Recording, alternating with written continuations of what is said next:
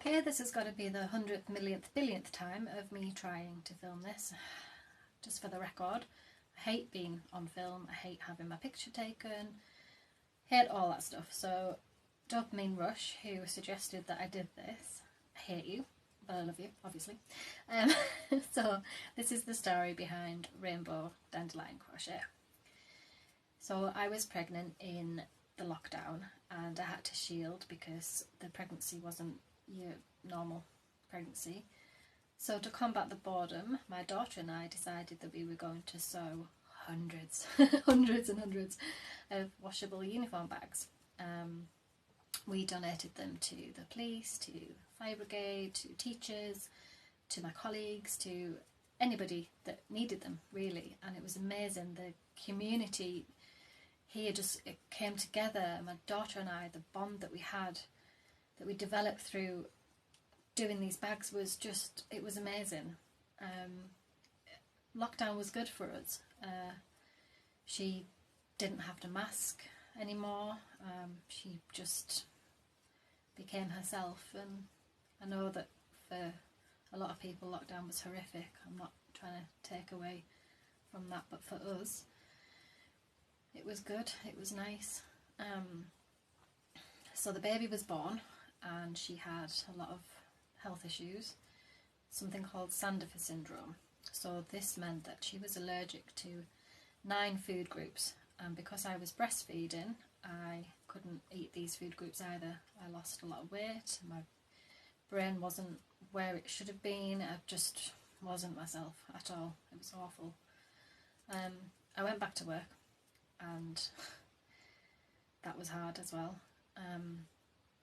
But we got there, we managed, we got through it, and in the summer something happened at home, and that's not my story to tell, but it affected all of us.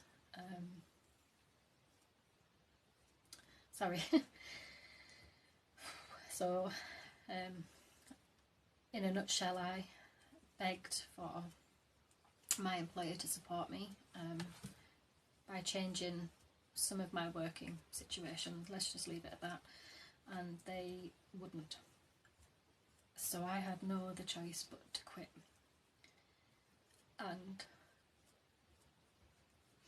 it was horrific. It was,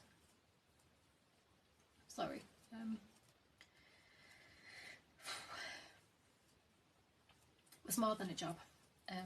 It was everything. It was me. I know that sounds stupid because people say, oh, it's just a job, get over it, get a new one, blah blah blah. It was more than that for me. The job was me, and when I left I didn't know who I was anymore. I developed postnatal depression, that's what they said anyway. It was horrible.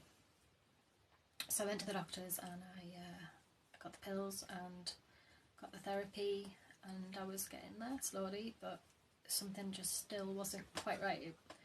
I still couldn't feel how I thought I should be feeling.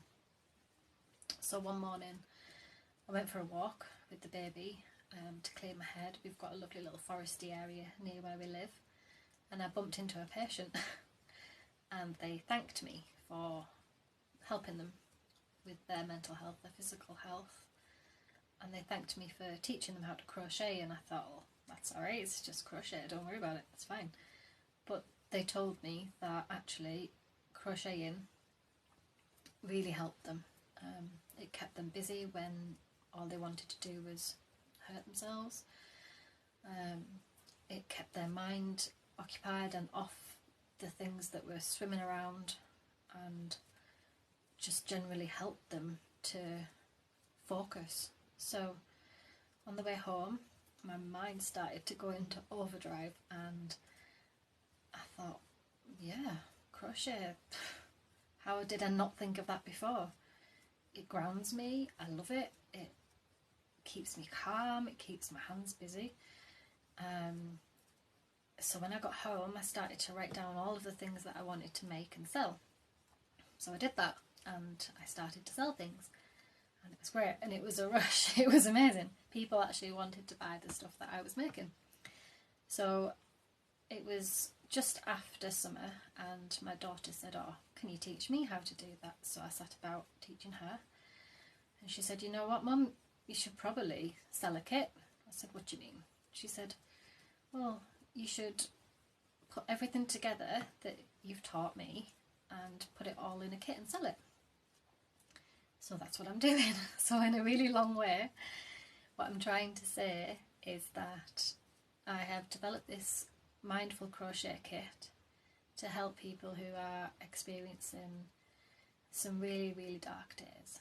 And by doing this, by creating something, I don't know how, but it helps. It just refocuses your mind, and when you've seen something that you've created, it's a good feeling. It's a really good feeling. And if you combine that with mindfulness, being in the moment, grounding yourself, it's good and it works. There you go.